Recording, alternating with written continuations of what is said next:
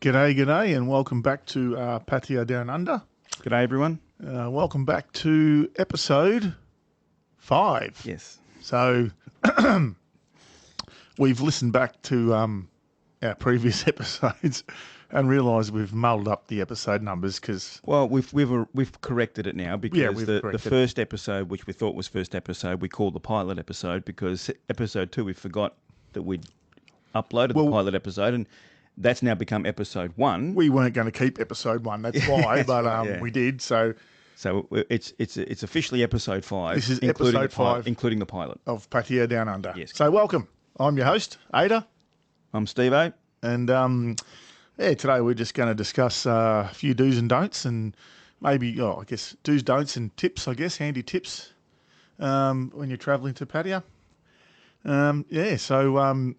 I think, look, a few of these things we've probably mentioned and covered off before in previous episodes.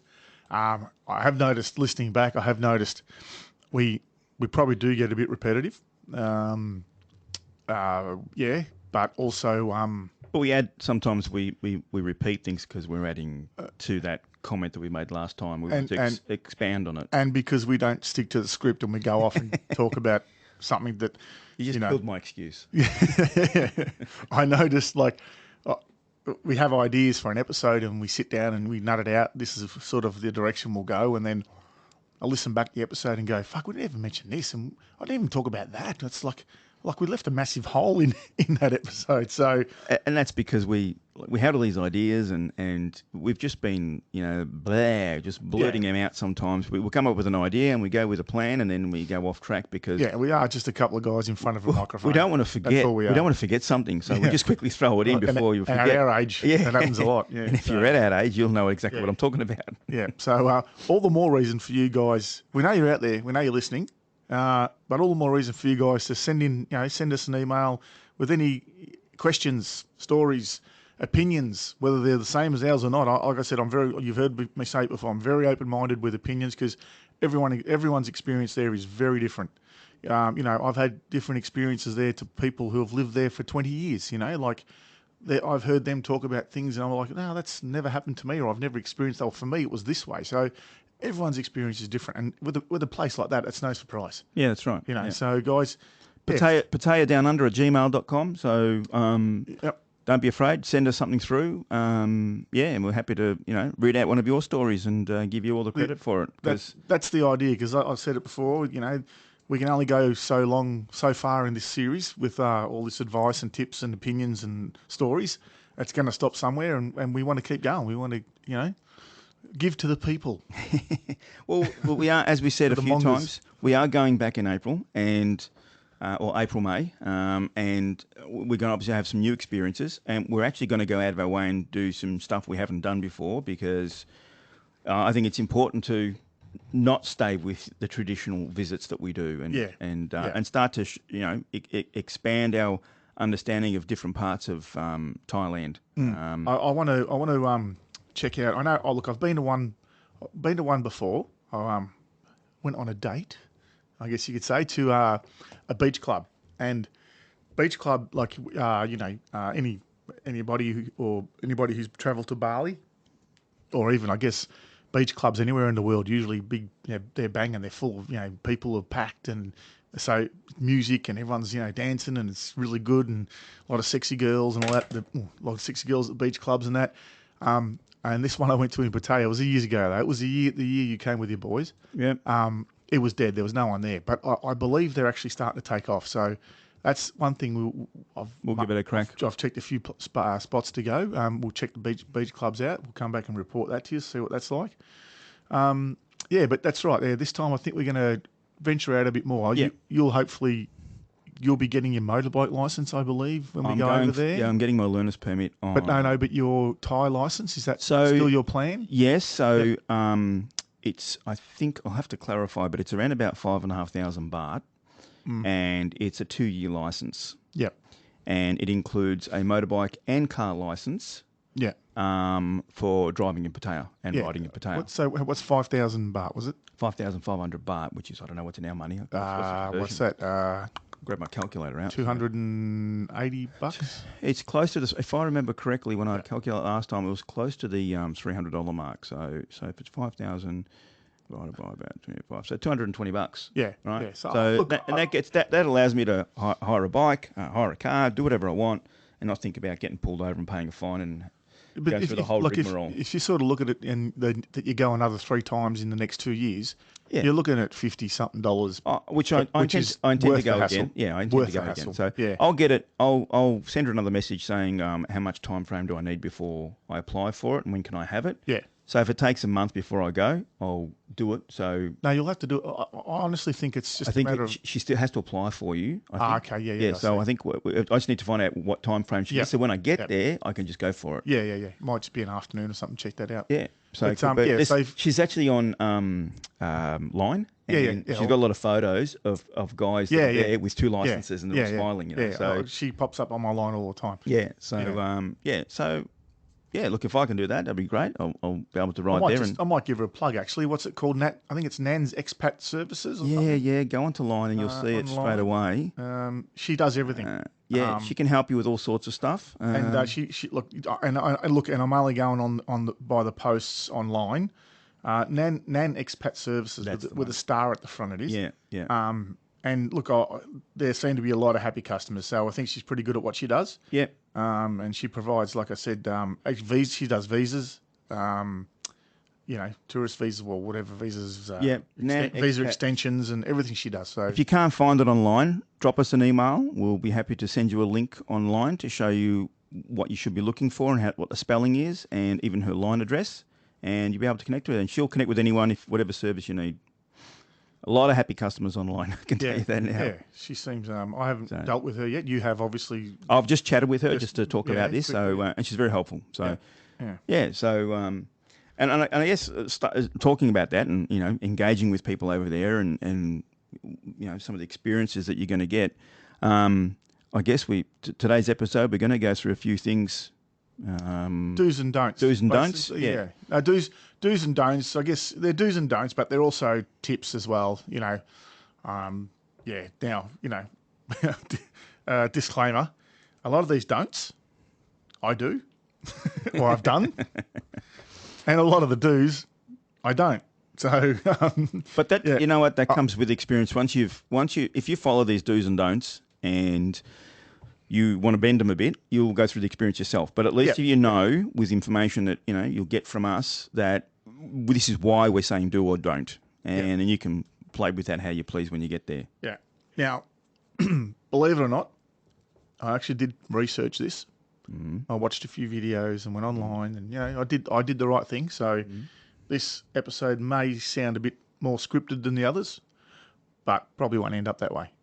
Oh no, we'll probably go off. We're going to go through these things. These are things. Look, as I said, I did my research, and there's a million videos out there, a million YouTube videos and websites, and do's and don'ts, and these are ones I think are more basically what for us, the things that my do's and don'ts, the things I would do, the things I wouldn't do, and tips. Like I said, there's a billion out there.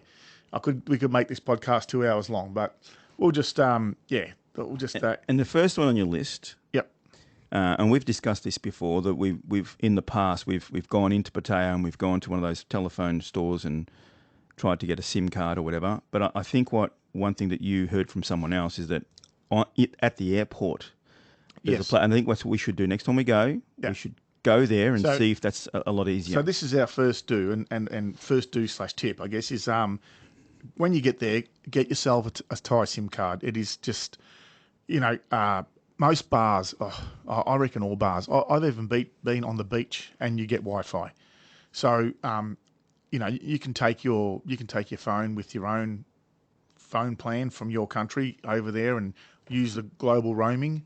And there's so many countries out there, and if you've listened to us, that you might have really great plans that allow you to travel overseas and have some great internet and phone connectivity. Yeah. In Australia, it's not that great. Yeah. You use your international roaming. Not international roaming. Is it called international roaming? Yeah, international roaming. Yeah. Your internet plan is very expensive here. Yeah. And so this is why this is one of us is for us a do. Yeah, yeah. So and so yeah, the do is like grab yourself a Thai SIM card.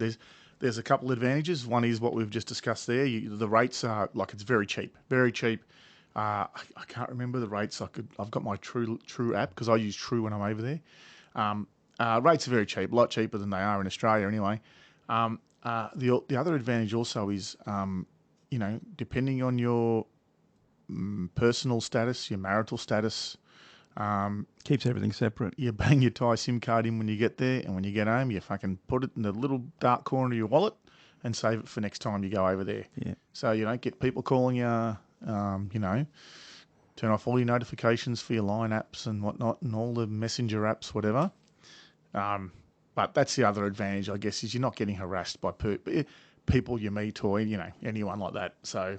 Definitely get a SIM card. And I think we touched on this in one of the last episodes. A lot of people recommend when you get to the airport, get your SIM card. There's, the stalls are there. They've all got different plans. Just choose what suits you. Yep. Highly recommend doing that. I've never done that myself because I think I said before, I normally, flying from Australia, flights are generally sort of afternoon here. So you get to Bangkok at, Savannah Airport at 8, 9, 10 o'clock, whatever it is, whatever time, I'm not sure exactly.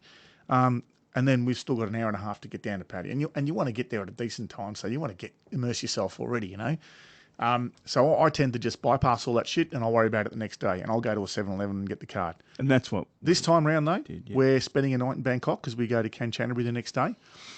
So we will. We'll check out. Go to the airport. We'll go to the airport and we'll have a look at what it is, and then we can report back to you guys and see our experience. And, if any of you guys have already done that, please send us an email. Tell us about it. Yeah. And if you want, we'll let us know and we'll organise a time and we'll actually get you in on the call and you can explain it yourself if you want. So happy for anyone to come in and have a chat with us. Yeah. So that's the what you definitely get a SIM card. 100%. Good idea. Now, another one is if you're going to change your cash, I think we've touched on this again. We have talked about it. We'll cover it again. TNT Currency Exchange in Pattaya is the best place, I believe, to change your cash. You consistently get a good rate. And sometimes you might find a small store that might be just a little bit better. But if you just go to TT, you're always going to get a good rate. I've never found a store better. Yeah. We haven't. No, when we were there, we found a couple and we look at this one. But the thing is, if you go and find those and the next day, it'll actually be higher. But you go to TT and you're guaranteed to get a really good rate every single time. Yeah. And you don't have to think about it. Just go to TT and you'll always get a good rate. Now, we go back, who knows if it's changed. But at this point in time, with the experience we've had, that's what it is. Well, I plan on when I go back there because that's the other thing. It's a bit of a risk, carrying a lot. Like if you take all your spending money, like in our case, well, that's what we've done every time. Yeah, so far. In our case, it could be $4,000 or $5,000 Australian dollars. Like I know, it's a bit of a. So this time I might try. There's a lot of fun in that money. Yeah. I'm sort of looking at maybe trying that Wise. I've got myself a card. Yeah, I've got the card as well. Yeah. I'm thinking of trying that, but I'm a bit nervous because if you do. And if you're getting charged, ATM fees that are ridiculous, then you're fucked. Like, what do you do? Just take all your cash out? I don't know. I think that if you're going to try it the first time, I think you go half and half. So if you were going to bring $4,000 cash, bring $2,000 cash and use Wise. And then use your Wise until you sit there going, oh, we're screwed on this. Yeah. Okay. Take the hit. Take the hit and just use your cash after that. For next time, yeah. But again, there's something else we can report on when we come back. Yeah. But I definitely use TNT Money Exchange. I guarantee you that, guys, you'll get the best rates there every time. Also, a lot of these things, I'm just looking at it now. We've touched on all this, but we'll keep going. With motorbike taxis, do take motorbike taxis. They're really good. They're a quick way to get around. I generally basically use them for just short trips.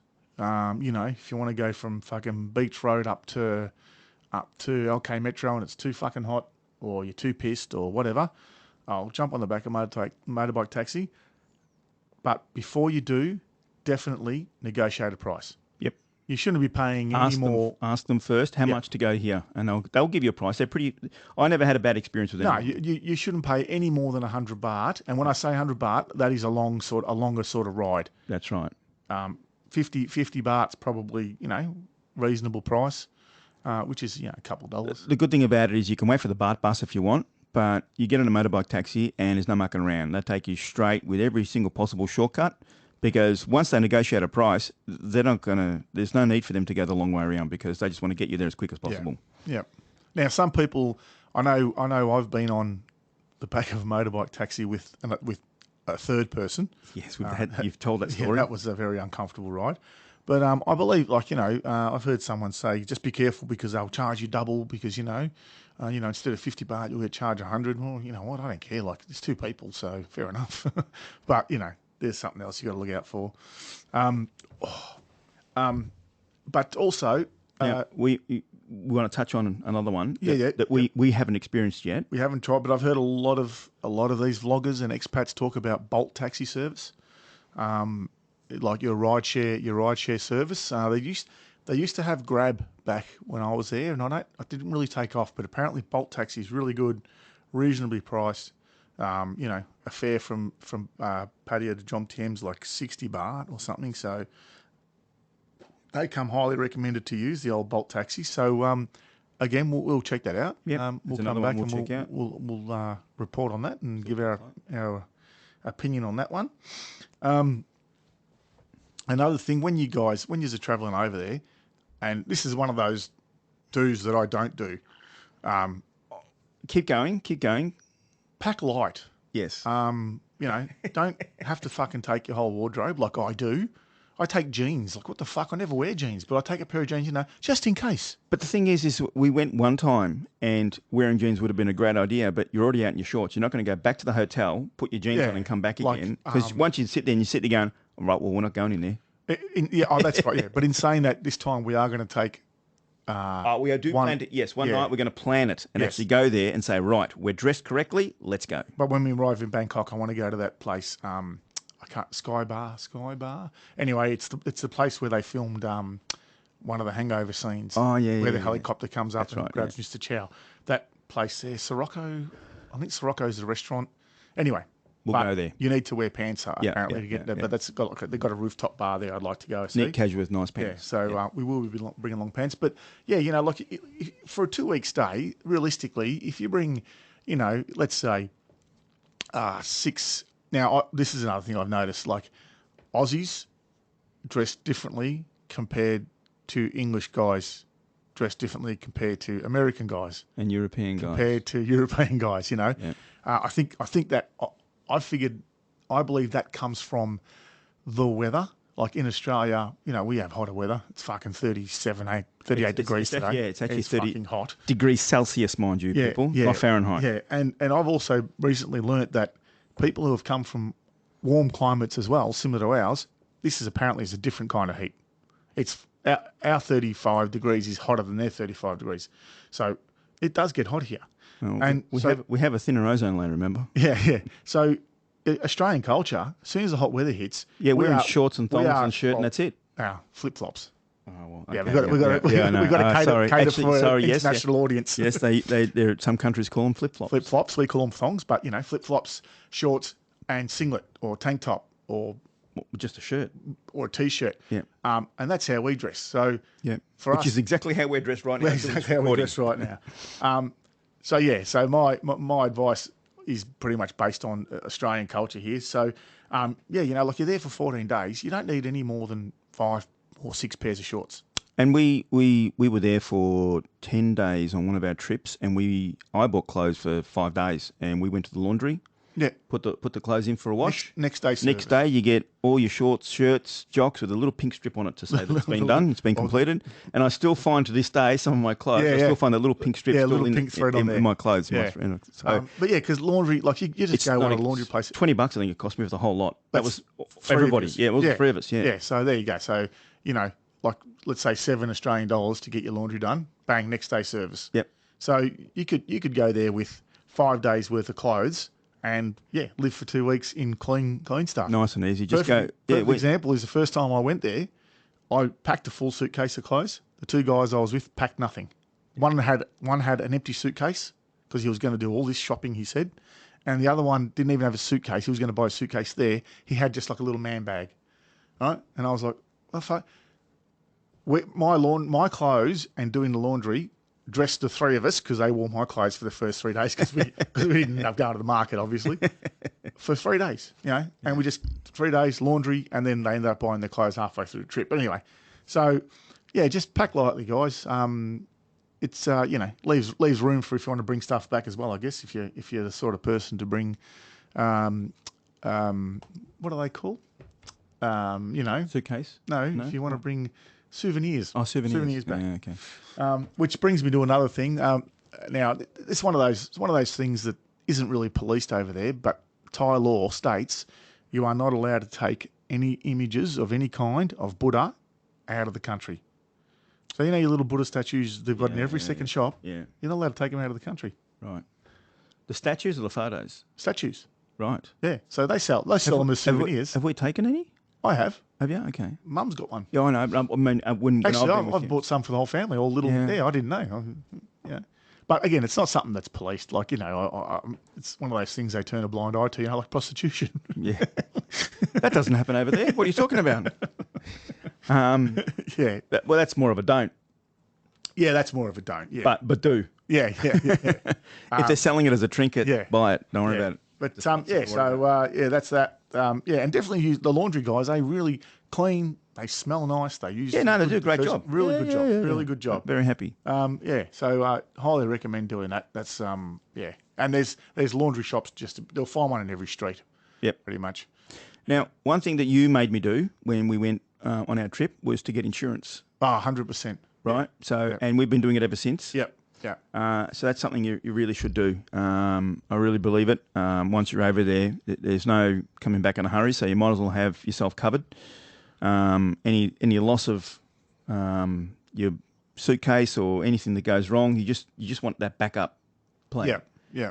And something happens every time we record. Every time the lights are just Last time it was the thunderstorm and everything. Now the light just died. We've just lost the light. We've just lost the half room's gone dark on us. Yeah. Yeah, definitely. One of my travelling companions I went there a handful of times with him. Never got travel insurance. I said, "You're mad." Yeah, it's crazy. We've never needed it, but that's not the point. Personally, I get travel insurance mainly for medical assistance. Like if I lose my suitcase, who gives a fuck? Like I said, I've got 5 pairs of shorts in there. Well, normally I've got more, but clothes are replaceable. It's not an issue. They give you're covered for that. But that's not really for me. It's the health cover that I'm more concerned about.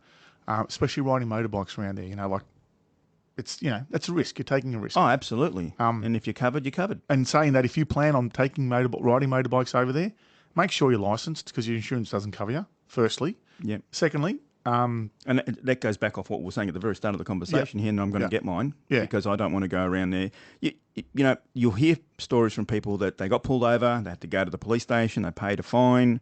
Then they came back and they say, for 3 days you can't get fined again. But then straight after 3 days, you're back to square one. And why do you want to spend all that money and waste all that time? Prepare, get yourself a license, sort yourself out. And if you've already got a motorbike license here, you can just do what we did last time and just get the international license, and you go there and you're covered. And they'll still find a reason to fine you, though. Well, yeah, just make sure you wear your freaking helmet. And if someone's on your bike and it's some friend of yours that's from Thailand, make sure they put on a helmet because they will nail you for it. So here's a story. Yes. Right, here's a story. So had a girl. We were in the villa. Yep. I think we were staying in the villas then. And, I'm a gentleman. I'll touch on respecting the locals because I do respect the locals. And anytime I have a girl, I'll either make sure she's got, a way, if she's on a motorbike taxi, whatever, send her on her way. Make sure she's left me and she's in one piece. I'll always do that. Or possibly even ride them home on my bike. Depends. But this one particular girl, we were staying in Jomtien. She was living in Pattaya. Next morning, got up. I said, I'll take you home. So I hop on a motorbike. I'm a fully licensed motorbike.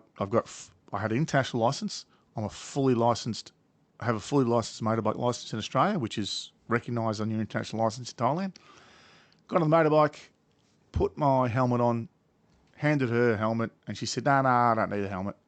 I thought, okay, well, the locals don't get fined here for not wearing helmets, so whatever. So off into Pattaya I go, and just coming around that windy section, I can't remember the name of the road that turns into Second Road in Pattaya.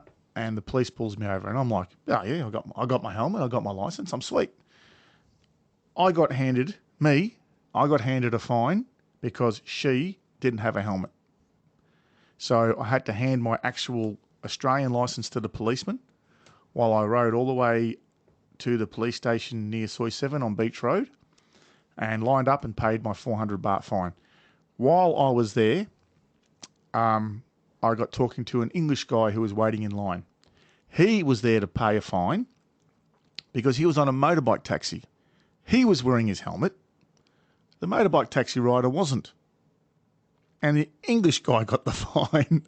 And we're looking at each other go, how the fuck does that work? Out? And you can't question it. Well, what do you do? You can argue as much as you like, mate. But only then they'll just next thing you know you'll be following them, being followed by them. And then and this is more the case if you don't have a license. So if you don't have a license and you get pulled over, right? They'll go go pay your fine, come back, and we'll keep the bike and your license. Pay your fine, show us the receipt.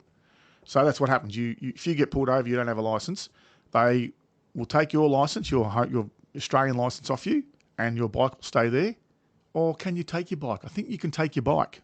So there's a contradiction. You can actually ride your bike to the nearest police station, pay your fine, keep your receipt, and for the next 3 days, that receipt covers you. So it's an insurance policy for 3 days. But that makes no sense. Yeah, so it means that you're fined for riding without a license, but we'll let you ride the next 3 days without a license. Yeah, so you're paying for your license. That's basically a system that they've created. So, but check has he got a license? No, they can pay for a license. Yeah, this is Thailand, they say. It's Thailand. Yeah, that's how it works. Yeah, so so definitely insurance, and if you plan on riding motorbikes, make sure your insurance covers you for motorbikes, and don't ride pissed, and because you won't be covered. Talking about licenses, one thing that you made me do, and it was probably the best idea that I don't know if it was yours or someone else's, but I got a good colour photocopy of my passport. Yeah. And laminated it. Yeah. And put that in my little bag that I carried with me everywhere I went. Yep. That way, if anyone pulled me over or if they wanted to see a passport, my passport's safe in the hotel where they can't touch it. Yep. And show them the copy. And that way, if they want to confiscate it, they can confiscate the copy if they want, but they're not confiscating my real one. But if I have to bring it in, obviously I'll get some advice from someone before I take it there and see what the story is. But I think you've got an opportunity there not to lose your passport in a hurry. I think Thai law is you have to carry your passport on you, but they will accept a laminated copy of your passport. So, guys, I do recommend you do that. Get a photocopy, laminate it. I did. I made like 3 or 4 copies. I had one. I'd carry one around in my man bag. There'd be one in my room. I only had one. Yeah. And it was always in my bag. Yeah. But that's probably a good idea. Yeah. More than one is not a big deal. Put one in your suitcase, one in your bag, one in the safe, one in your room. I just carry. No matter where you are, you've got made in case. Copy. Yeah. That's a good idea. So it's definitely that's another do, guys. Yeah, I don't think it happens a lot. I don't even know. I've never known it ever to happen for someone to be asked, but it's mainly for overstayers. They check in your passports for overstayers. Okay. So when you do, if you can, when you get there, we needed it. Have a copy of your. We needed it for the SIM card, if you remember. Yes, we did. No, but you could show. I'm saying you could use the photocopy version, but you do whenever you're required to provide some kind of ID because you're doing something in particular like that. Like I'm pretty sure when I get my motorbike license, I'm going to have to show my ID. Yeah. So I'll bring that along. I'm pretty sure she'll accept it. I think there are actually places that do it for you over there. You'll find places that provide visas and stuff, like visa extensions. And I think they do laminated passports because you will need to have your stamped visa as well as evidence for that. Yeah. I don't know. I think if you get caught, it's maybe just a fine, and then you have to provide them with the evidence. They'll make you go back and get your passport or whatever. Yeah. But keep all that sort of stuff on you because back pocket, whatever. Yep. Like I said, I've never seen or heard of anyone, not to first-hand knowledge, never heard or seen anyone. I've heard stories, people say that they do it and they check for overstayers and that, but I've never seen it happen. But it's not going to hurt. No. Cost you fucking 20 cents to get it laminated probably. It doesn't. Why not do it? Yeah. Another do, which is, this is one a lot of people are a bit afraid of, is eating the food they cook in the street. A lot of people. I'm still afraid of some of it. I have tried it. There's a few things I've tried on the street. Yeah. But I haven't tried I think it was crickets. What did you eat? Oh, you are the scorpions and yeah. Yeah, no. Yeah, I'm in no hurry for that. yeah, that was just But I did try the what was that omelette style thing that they spread around and they put some stuff in it, and it was like a pancake, like a pancake thing. They fold it up. Yeah. We had one of those. That was great. Yeah. They do the roddy. I like to get the roddy. Yeah. But chicken. They had all sorts of stuff in some of those stands that we ate. Yeah. Oh, yeah. They got the chicken skewers, pork skewers, all that kind of stuff. I love that food. Had the pizza. The pizza was really good that time we had. Just make sure when you are getting food off the street that it's being prepared in front of you. Yeah. You know? And I think that's a lot. That's a misconception. A lot of people talk. I never eat in the street. I eat food from the hotel only and that kind of stuff. I don't know. I'd rather watch my food get freshly cooked in front of me than have it served at me in a hotel where it could have been sitting in a Bain Marie for fucking half a day. Well, I agree. And that experience that you gave me where we had that pancake folding food thing, whatever. Do you mean the roddy? The roddy. Is that what it was? When that lady, when remember she got pulled up? She was quickly ran. She was in the middle of making your meal and she's gone, I'll cook the cops. And she's pissed off. And we're just standing there. You're going, where's my food? She's halfway through cooking me a roddy with banana and Nutella. That's and, the one. And the, what do you call it? The milk, the evaporated milk. And she's halfway through. I'm going to my brother and the boys. This is fun. You've got to try these. These are really good. These are really good. And she looks up and she goes, "Oh, police!" And she's fucking on her bike and she's gone. I'm like, she's just disappeared. What do we do? Do we wait here? Anyway, she ended up coming around a few minutes later and finished it off. So but the roddies, I get them all the time. I get them all the time. Love the roddy. So definitely try their street food. And if they're cooking in front of you, that's even better. I mean, that's the whole thing. If it's hanging there already, I guess if you ask for one, they're not going to cook it straight away for you. They'll just give you what they've already got. But try it. I mean, I did. I had the chicken skills. It was just hanging there. Oh, they're nice. Was that I can't remember where we were, but it was that place. They had the band going, and they had the coloured lights hanging down, you've just narrowed it down to 50,000 bars. 67 bars. Yeah, it was the one where I was. I suffer tinnitus, and I had to leave the bar a couple of times. Oh, so loud. So that was in Soy 7. Yeah, and it was a great bar. Don't get me wrong. I really enjoyed it. I had only been in there. Actually, that's the only time I've been. I remember. I actually went back with one of those girls. It had like an Egyptian theme. It was called Pharaoh Bar or something like that. Pharaoh Bar. Yes, I think it was in Soy 7. Yeah, I remember that. Yeah, yeah. I went back in there with Jane. You remember Jane? Yeah. She was a nice girl. And I went back in there with her, and we had a few drinks and a bit of a dance and whatever, and we had something to... dance? Yeah, a little bit. Did you dance? A little bit, yeah. Not very good at it. We walk out, and we went to the side street there. Oh, no, we didn't. Well, we got on that's right, we got on a motorbike taxi, and we went to LK Metro. And we went to that little section there with the pizza made, but we had some chicken and a few other things, and we had some pizza. In Soy Diana then? Yeah, so where Eureka Lodge is, that street? Yeah. Well, LK 51. Metro, Area 51. Yeah, LK Metro. So that's Soy Diana. Soy Diana. And LK Metro is that little street that goes around that joins up to Soy Bicao. But it's coming. It's on Soy Diana, and you just come into LK Metro. Yes, I can understand your confusion. So I'm not confused. But yeah, I tried heaps of that food then. Poor Jane couldn't handle it because we got back to the hotel room and she threw up everywhere. Oh, really? Yeah. She didn't. She didn't enjoy it at all. Yeah, right. That's interesting. So she blamed the alcohol. Probably was. So I don't know. Yeah. So it was. But anyway, so they definitely try the food. But when you say she threw up, had you got your clothes off yet? Not yet. Not yet. Oh, okay. Well, yeah, maybe it was the food. No. Careful about the water there. Yeah. Obviously. Yeah. I always drink beer and stuff like that. I don't don't drink water normally. So beer's always, it's going to be clean. Yeah. But we do have a lot of the Shrepmanau. Yeah. Drink beer. Do drink Shrepmanau. Yeah. All right. With the tap water there, you got to be careful. A lot of people won't even brush their teeth with it. I brush my teeth in the shower, so I kind of do, but I haven't gotten sick. I haven't gotten sick. I initially, because the first time we went, you made us buy water, and I brushed my teeth with the water. Yeah. Well, that's because... And the boys were there, so I guess we didn't want the boys to have a bad experience, and we got them to use water to brush their teeth. Yeah. And I did too.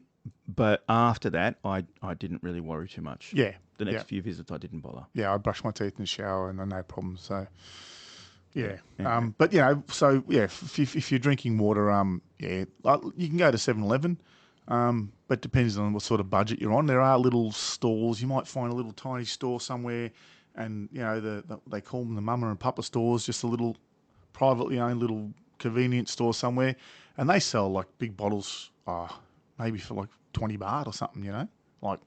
So yeah, but if you're drinking water, definitely drink the bottled water. 100% drink that.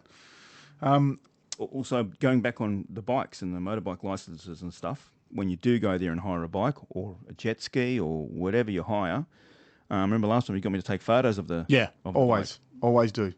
I always do. But I think one time you took video, photos, whatever. Yeah. Just make sure you get as much of the bike as you can. There's two reasons for that. One is, like, obviously it's to protect yourself, right? So you're taking a video, especially even jet skis, anything you rent, anything you hire, take photos, videos, evidence of the condition. Not the bar girls. Well, you can take photos and video on there, I guess. But, get your evidence. Make sure that because it's happened to me. I used to rent off for one guy. Every time I'd go over there, I'd rent a bike off him, and there was no, like, he was happy for a cash deposit, which I like, which I'll touch on in a minute.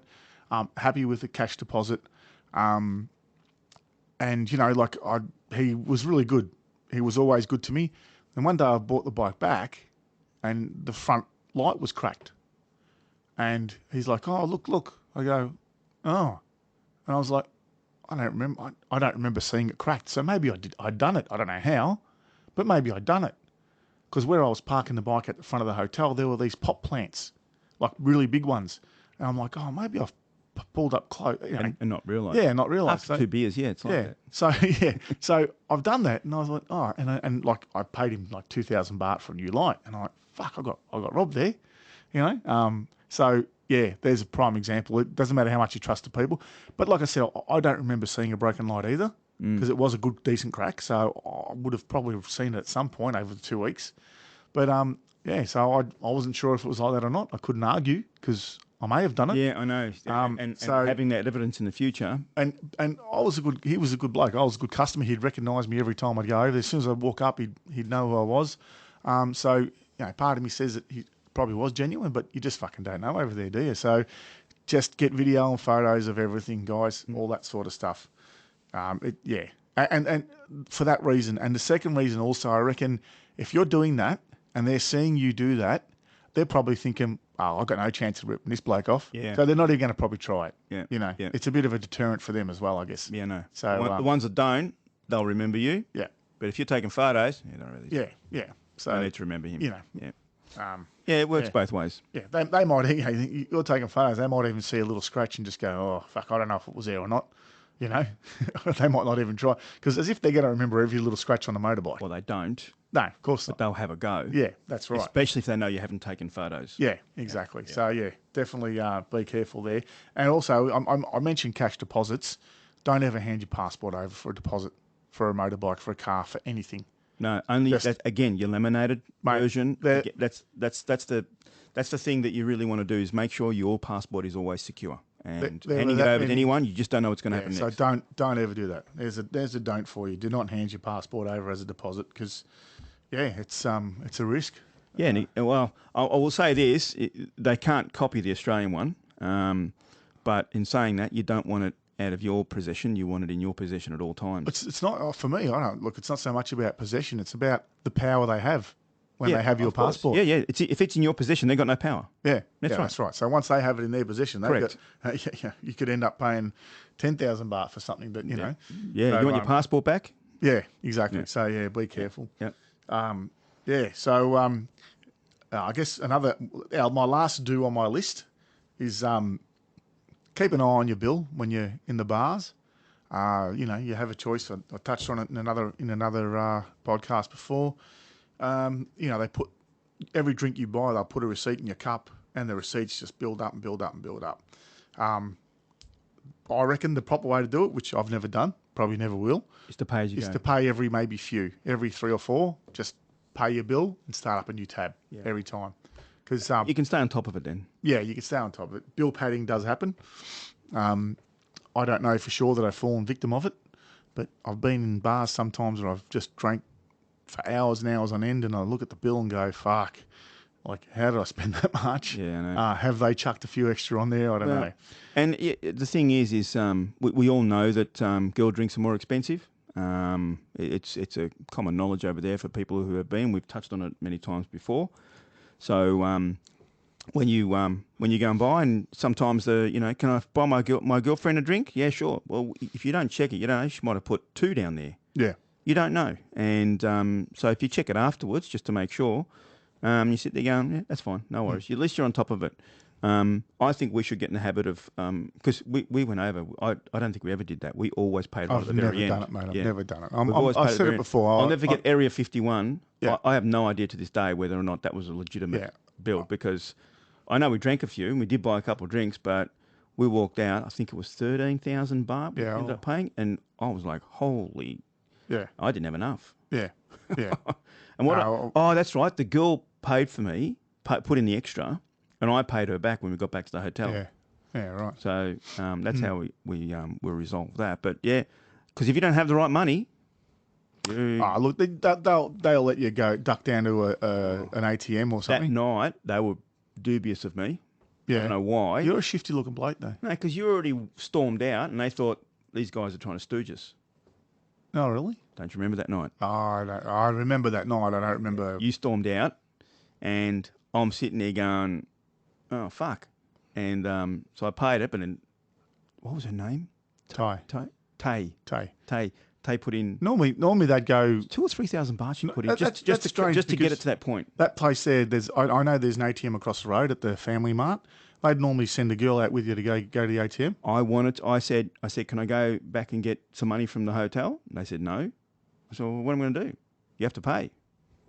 And I was shitting myself because I've never been in that situation before. Yeah, right. And then Tay bailed me out. Yeah.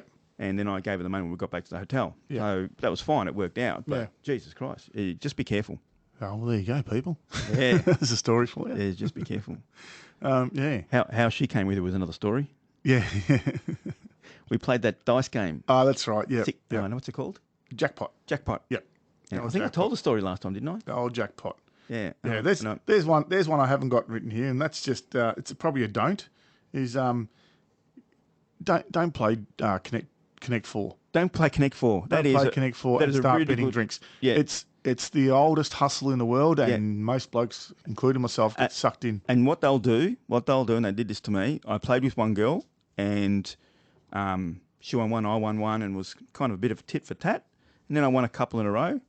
And then some other goes, can I play with you too? I'm like, yeah, all right, yeah. And she was a shark, mate. She was a shark. And I couldn't she kept nailing me every It's the oldest hustle in the world. I know. It's the oldest. And I kept betting drinks. I'm being done by it too. Unbelievable. Yeah. Me and this girl ended up playing 70-something games. I'll play Jackpot because they can't rig it. Well, but they cheat though. Oh, if you're not looking, they'll flip those paddles up. Yeah. That's right. Yeah. Yeah. So you want to be careful keep your eye on when you're playing games with the girls in the bars. That's right. Although Jackpot, I won the. You did. Remember that time? Yeah. Yes. And ended up. 8-1. He shot everybody. Yeah. Ring the bell. Yeah, ring the bell. Yeah. I think I won like 4,000 baht or some ridiculous amount because we were playing.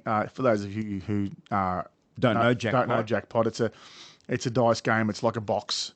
You have 2 dice, and it has numbers 1 to 9. On like tiles. A I rod. guess. It's on a rod. Yeah, the tiles you flip. You flip them up, and it spells out the word jackpot. I won't go into the rules, but so we were playing this game, and you've got to spell out the word jackpot by rolling the dice and getting the numbers. That's just a basic explanation. Anyway, we were playing. Everybody had to go. Cost 100 baht. So if you had to go, 100 baht. So we put 100 baht in the thing. You'd have a go, and if you didn't spell out the word jackpot, next person 100 baht, so on and so on. 20 baht. 20 baht, was it? Yep. That was with ploy. Yeah. 20 and baht. we got it up to a few thousand. Yes. Yeah, we were there for a while. 20 baht. And I ended up winning. Yes. So I'm like, you beauty. And then one of my friends, Ploy, was, straight handout straight away. So I might have given her a couple 100 baht, I don't know. And then, you buy a drink now, you buy a drink. I think I fucking spent that and more. you did ring the bell. I think it came up to about 2,000. I didn't ring the bell. I didn't ring the bell. I bought the girls. Technically, you rang the bell. Yeah, I bought the girls in the bar. Yeah. And it was about 2,800 Yeah, baht. yeah. So, And I think you paid for it then and there, so it didn't go into the chip. yeah. But I was happy to do that. That was just, we had fun for it. I broke even, let's say I broke even. Yeah. You know, so what? We had a good time. Well, it was a couple of hours of fun. That was good. Yeah, don't get hustled. But don't play Connect 4. Connect 4, they can, they're definitely. There was a third game. What was the third? Jenga. They play Jenga. Jenga. But they don't really bet. They do, actually. I think some people do bet on Jenga as well. But Jenga, again, is one of those games. You can probably win it without... But Connect 4 is the only one I won't touch. Yeah, because they know... There's a strategy around that game. And they There's know lots of YouTube videos on how to win at it. Don't bother. Once you've had a few drinks, you'll forget everything. Don't bother. Yeah.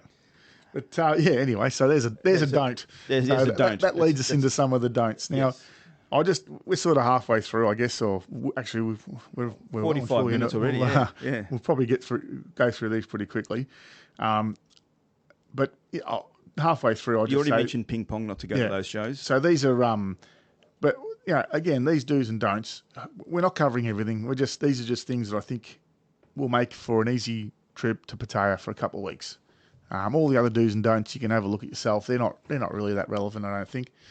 But yeah, we talked about public transport before. So just if you can avoid metered taxis, avoid them, because there's a whole, you might jump in one and you ask them to turn the meter on, and they'll refuse to turn the meter on. They'll negotiate a fare. It's just a messy experience. The metered taxis they're a bit of a trap. I think you can get caught out. And we don't know. Maybe there's not many anymore because of this Bolt service. Maybe that's why it's so popular now, because it's completely changed. Yeah. So we'll find out as we go. And if anybody's there now and is listening, and you do know what's going on over there with regards to that, please drop us an email. Go for it. Yeah. And let us know what's changed. Yeah. One thing which I've never done, only because you already told me right from the start, don't do it, is about when you do have a girl and you come to that point where you've got to complete the transaction. Yeah. Don't do it in public. Yeah, I've been caught out. Not caught out, but I was apparently I offended someone because I got up in the morning and had spent my money the night before, and I said, we'll go to the ATM or the money exchange or whatever it was. I can't remember where I went, and got my money. Turned around and handed her the 1,500 baht, whatever it was, and she's looked at me like in absolute disgust, and I was like, "What's wrong?" She goes, you give me the money, make me look bad. And I was like, oh, fuck yeah, sorry. So, don't do that. Just have your funds sorted, your finances sorted before you leave the room, maybe, or find a discreet way to do it if you've got to go to an ATM. Probably some good advice there. The only caveat on that is that I had one girl who was working in a restaurant as well. Yeah. And she spent the night with me before, and she just pissed off real early. She had to go to work. Yeah. And then she messaged me, "Can you drop the money off to the restaurant?" Yeah. And I'm like, oh, "Okay, no worries." I didn't think that was the right thing to do, but she asked me. Yeah. I went. She wasn't even there. Yeah. Right. And I rang her and said, "Where are you?" She goes, "Oh, just give it to my friend." Yeah. Oh, okay. I think that's different though, because like when you the next morning, first thing in the morning, you've got a girl who's probably not, because you're dropping off her at work. She's not out in the street. Yeah. I found it unusual. Yeah. And even the girl that I gave it to at the bar was kind of like, well, not the bar, at the counter at the restaurant, was kind of looking at me weird, like, "Oh, for her? Really? For her?" Yeah, I said, it's for her. I owe her some money. Oh, okay. But I guess she wasn't working the bars anymore. She worked in a restaurant. Yeah, yeah. So because she worked in a restaurant, she could easily turn around and say, "Oh, I lent him some money." Yeah. And maybe that's what she's done. But anyway, in general, do not pay the girls in public. Yeah. Well, just out of respect, Yeah. So also that, and when you talk about money, people have probably heard the stories about the how to treat money, as in cash notes over there. Oh, so, yes. So yes, every note has a picture of the king. Yep. The current king or the previous king, depending on how old the note is. Apparently even scrunching it up in your hand is offensive. Yep.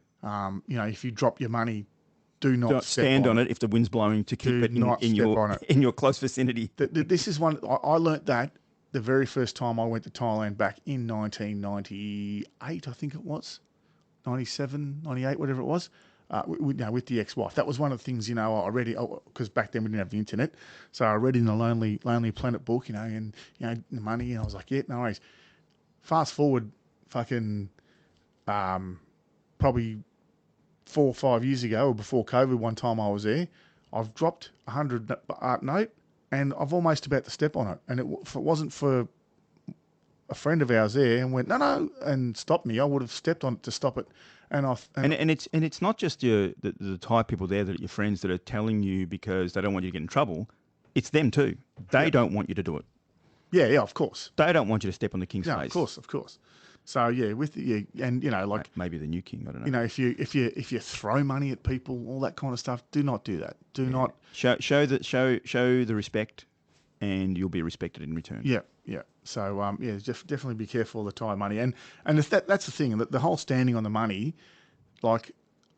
We do it all the time. I mean, I know I do it. If I drop a coin or you drop something, like you step on it. You step on it because you don't want it to roll away. And you don't realise how much that is just a natural reaction until you go to do it yourself and you go, fuck, what am I doing? I know not to do that. Yeah, but it's one of the first things I learned. I nearly did, and I was like, I was mortified. But it's like someone raising their hand to you and you quickly flinched and put your hand up to protect yourself. It's just a natural reaction. Yeah.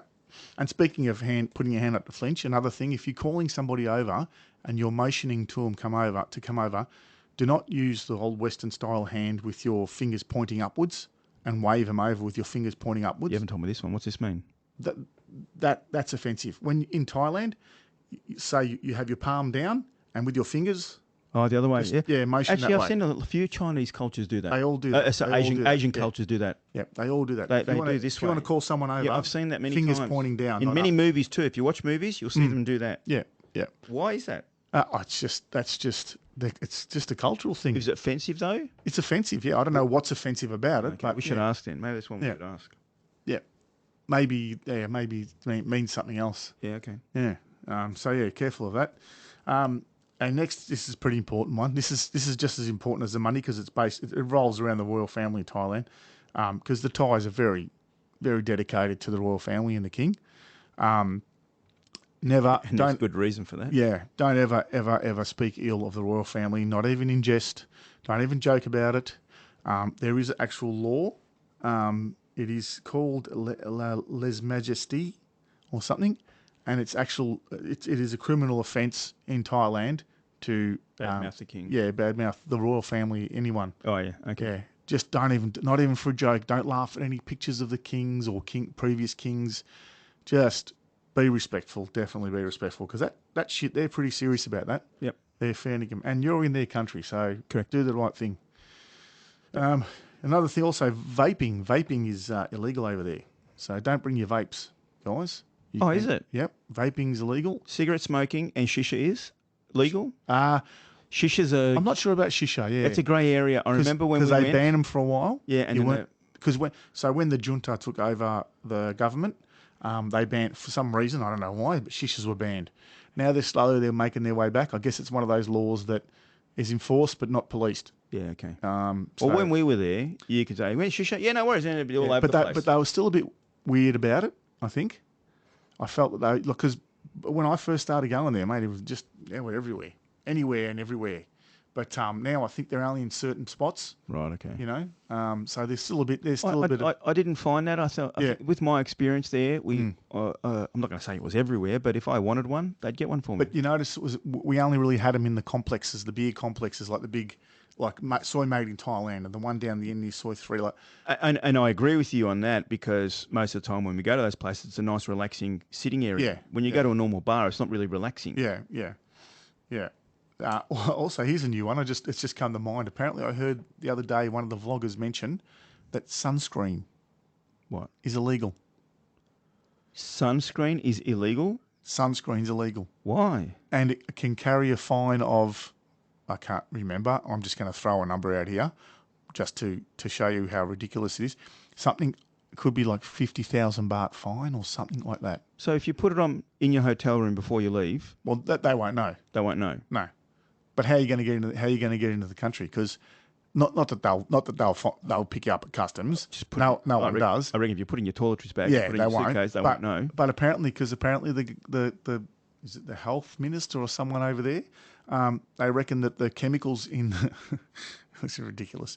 The chemicals in the sunscreen actually damages the coral reefs and all that. When you go in the water. Yeah, but the hundreds of boats that sit out in Pattaya Bay, they're all right. That's all good. They're spewing their oil and their fuel and shit in the ocean, but don't fucking wear your sunscreen. Love Thailand. Yeah, love Thailand. Yeah, look, so we've covered, again, these There's are some... probably more too, actually. If you know any, again, email us, you know. We've been here an hour. We've talked a lot of shit, but we've covered, probably 20% of the do's and don'ts in Thailand. Yeah. But I will finish off with one last one, and that is, I've said this in pretty much nearly every episode we've done so far. Do not lose your temper. Do not lose your shit. Do not be disrespectful to the people. Doesn't matter if you're in the wrong. Doesn't matter if you're in the right. Yeah, or if you're in the right. I guess even sometimes, look, there are probably going to be some occasions where, you might have to defend your life, literally. I guess it's okay to lose your temper as long as you get out of there alive. But that's extreme circumstances. So just your day-to-day living, just be respectful to the people. Walk away from trouble if you can, as Kenny Rogers said. Well done, Kenny. So that's my advice if you want to have a safe holiday. Just to, stick by my do's and don'ts and anything else you can find. I didn't really end that off well, did I? No, I think it's fine. Anyway, I think that's enough. It is what it is. That's enough from us. So, all right. Yeah, all good. So, look, thanks for listening, guys. Again, don't forget, send us an email of anything you want to talk about. If you want to join up with us and have a chat one day, absolutely 100%. Just send us an email. We'll organise a time. We are going to create a Facebook page at some stage and probably Instagram, but we're just working on the podcast at the moment. So, but we'll eventually get some social things working where people can actually drop us a line, a bit more convenient than an email. Thanks for listening, guys. And so that's us. Well, till next week. Remember, love is just a bar stool away. Love is See you just a bar guys. stool away. Bye, guys.